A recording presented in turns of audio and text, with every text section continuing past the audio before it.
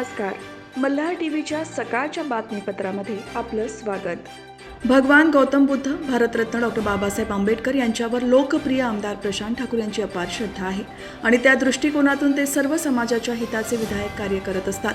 त्यामुळे समाजाच्या अधिक उन्नतीसाठी आमदार प्रशांत ठाकूर यांना सर्व समाज मताधिक्य देऊन विजयी करणार आहे, असे प्रतिपादन भाजपचे उत्तर रायगड जिल्हा सरचिटणीस मागासवर्गीय समाजाचे नेते ॲडव्होकेट प्रकाश बिनेदार यांनी केले आहे. यावेळी ॲडव्होकेट प्रकाश बिनेदार यांनी सांगितले की आमदार प्रशांत ठाकूर यांनी दलित, मागासवर्गीय सर्व समाजाचा नेहमीच विचार केला आहे.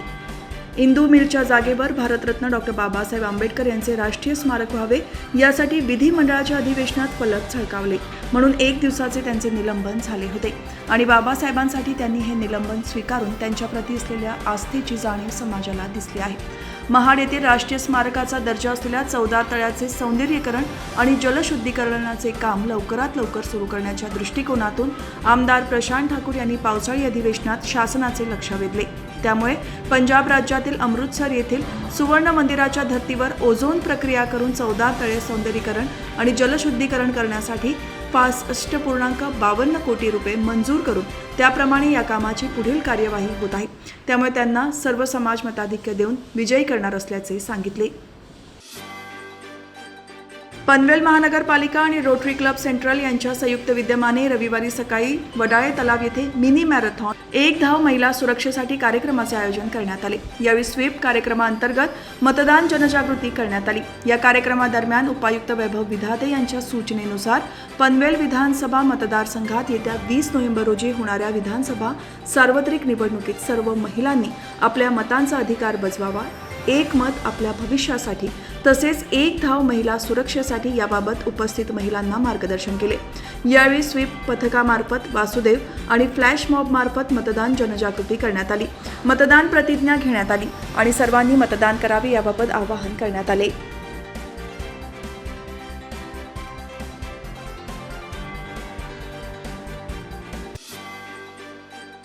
लोकशाहीचा सोहळा यशस्वी होण्यासाठी प्रत्येक मतदाराने आपला अधिकार वापरावा. जास्तीत जास्त नागरिकांनी मतदान प्रक्रियेमध्ये सहभागी व्हावे. लोकशाही जास्तीत जास्त सशक्त होण्यासाठी मतदान करण्याचे आवाहन पनवेल तालुक्याचे निवडणूक निर्णय अधिकारी पवन चांडक यांनी केले आहे.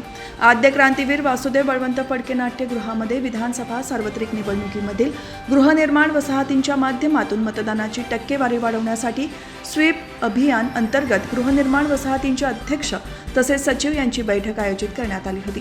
येत्या 20 नोव्हेंबर रोजी विधानसभा सार्वत्रिक निवडणूक होत आहे.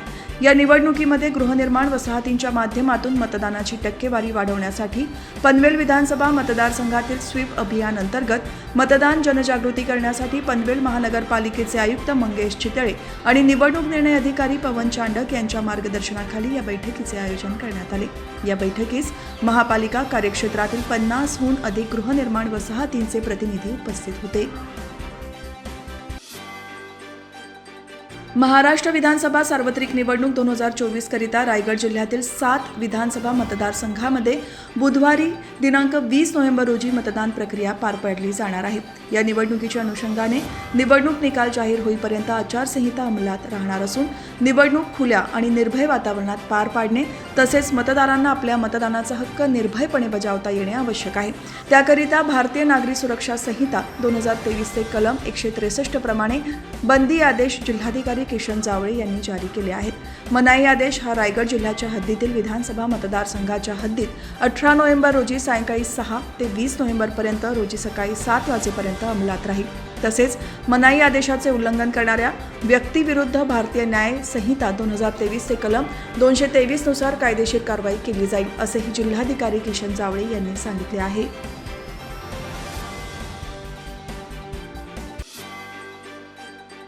भारत निवडणूक आयोगाने 85 वर्षांपेक्षा जास्त वय असलेल्या आणि 40% जास्त अपंगत्व प्रमाणपत्र असलेल्या नागरिकांना मतदानाचा हक्क बजावण्यासाठी घरबसल्या मतदान करण्याची सुविधा उपलब्ध करून दिली आहे. त्यानुसार 16 नोव्हेंबर अखेरपर्यंत एकूण 2680 मतदारांनी गृहमतदानाचा हक्क बजावला आहे. यामध्ये पनवेल विधानसभा मतदारसंघात 85 वर्षापेक्षा जास्त वय असलेल्या 124 ज्येष्ठ नागरिकांनी, 13 दिव्यांग मतदार असे एकूण 137 मतदारांनी घरबसल्या मतदान केंद्रांवर मतदानाचा हक्क बजावला. तर उरण विधानसभा मतदारसंघात 85 वर्षांपेक्षा जास्त वय असलेल्या 66 ज्येष्ठ नागरिकांनी, 16 दिव्यांग मतदार असे एकूण 82 मतदारांनी घर बसल्या मतदान केंद्रावर मतदानाचा हक्क बजावला. गोपनीय पद्धतीने मतदान करण्याची सुविधा पुरवण्यात येऊन संबंधित विधानसभा मतदारसंघाचे सहाय्यक निवडणूक निर्णय अधिकारी यांच्या मार्गदर्शनाखाली नियुक्त करण्यात आलेल्या क्षेत्रीय अधिकारी, मतदान अधिकारी तसेच मतदान केंद्रस्तरीय अधिकारी यांनी गृहमतदान प्रक्रियेत सहभाग घेतला. यावेळी ज्येष्ठ नागरिक आणि दिव्यांग मतदारांनी निवडणूक आयोगाचे आभार मानले.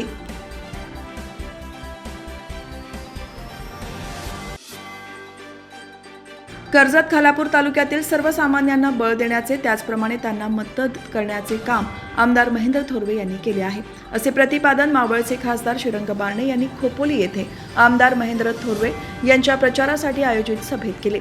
महायुतीचे उमेदवार आमदार महेंद्र थोरवे यांच्या प्रचारासाठी डॉ. बाबासाहेब आंबेडकर पुतळ्याच्या प्रांगणात कॉर्नर सभेचे आयोजन करण्यात आले होते.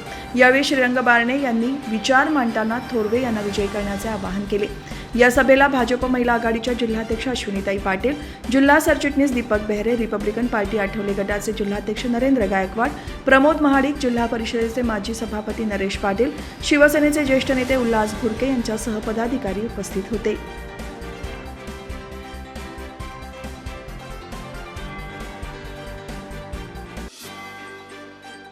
मुस्लिम बांधवांच्या सर्वांगीण विकासाकरिता आमदार प्रशांत ठाकूर यांना चौथ्यांदा निवडून देणे हे आपले आद्य कर्तव्य आहे, असे आवाहन भारतीय जनता पार्टी महाराष्ट्र प्रदेश उपाध्यक्ष अल्पसंख्याक मोर्चा सय्यद अकबर यांनी केले. मुस्लिम बांधवांच्या घरोघरी जात सय्यद अकबर हे प्रचार करून आमदार प्रशांत ठाकूर यांना प्रचंड प्रमाणामध्ये मुस्लिम बांधवांची मते मिळतील असा विश्वास व्यक्त केला.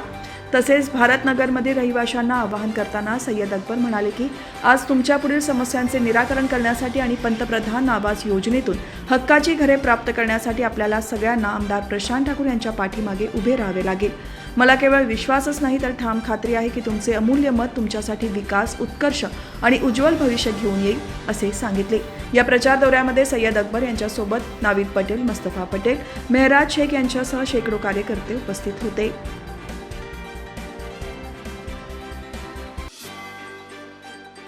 माणगावमध्ये प्रभू रामचंद्राचं मंदिर बांधण्यासाठी मी सर्वतोपरी सहकार्य करणार, असे रायगडचे खासदार सुनील तटकरे यांनी उत्तर भारतीय बांधवांना आश्वासित करताना सांगितले. या स्नेहसंमेलनात आदिती तटकरे यांनी समाज बांधव भगिनींची भेट घेऊन त्यांना शुभेच्छा दिल्या. कोकण उत्तर भारतीय एकता मंच रायगड यांच्या स्नेहसंमेलन शुक्रवारी माणगावमध्ये आयोजित करण्यात आला होता. या स्नेहमेळाव्यात खासदार सुनील तटकरे यांनी उपस्थितांना मार्गदर्शन केले. या स्नेहसंमेलनाला शिवसेनेचे राज्य प्रवक्ते ॲडव्होकेट राजीव साबळे, ज्येष्ठ नेते लालता कुशवाहा, माजी नगराध्यक्ष आनंद यादव, उत्तर भारतीय एकता मंच रायगड अध्यक्ष ज्ञानचंद जयस्वाल, उपाध्यक्ष शिवचरण चौधरी, नगराध्यक्ष शर्मिला सुर्वे, उपनगराध्यक्ष हर्षदा सोनकर, शिवसेना शहर प्रमुख सुनील पवार यांच्यासह समाज बांधव उपस्थित होते. काँग्रेस सत्ता काळात पाकिस्तान भारतात घुसखोरी आणि दहशतवादी हल्ले करत होता. मात्र आता पंतप्रधान नरेंद्र मोदींच्या काळात नवा भारत आहे. नवा भारत हम छेडेंगे नहीं लेकिन छेडेंगे तो छोडेंगे नहीं असा संदेश जगभरात केला आहे. हा नवा भारत घुसखोरी कराल तर घुसून मारण्याची हिंमत ठेवतो. देशाच्या समस्येचे कारण काँग्रेस आघाडी आहे तर समस्यांवरील समाधान भाजप महायुती आहे, असा घणाघात उत्तर प्रदेशचे मुख्यमंत्री योगी आदित्यनाथ यांनी भोसरीमध्ये झालेल्या विराट सभेत केला. प्रारंभी छत्रपती शिवाजी महाराज, भारतरत्न डॉ. बाबासाहेब आंबेडकर, हिंदू हृदय सम्राट बाळासाहेब ठाकरे यांच्या प्रतिमेचे पूजन करण्यात आले.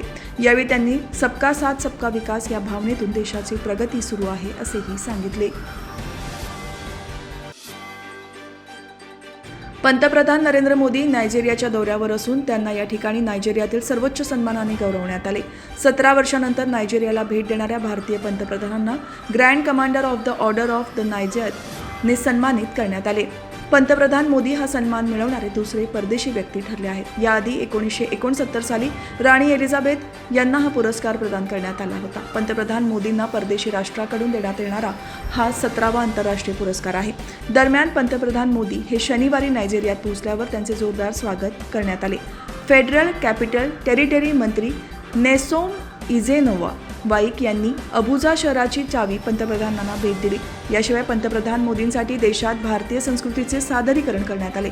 पंतप्रधानांच्या आगमनानंतर देशातील भारतीय समुदायाचा उत्साह दिसून आला. प्रत्येकजण पारंपरिक पोशाख घालून आणि हातात झेंडे घेऊन पंतप्रधानांना भेटण्यासाठी थांबला होता. पंतप्रधानांनी भारतीय समुदायातील लोकांची भेट घेतली.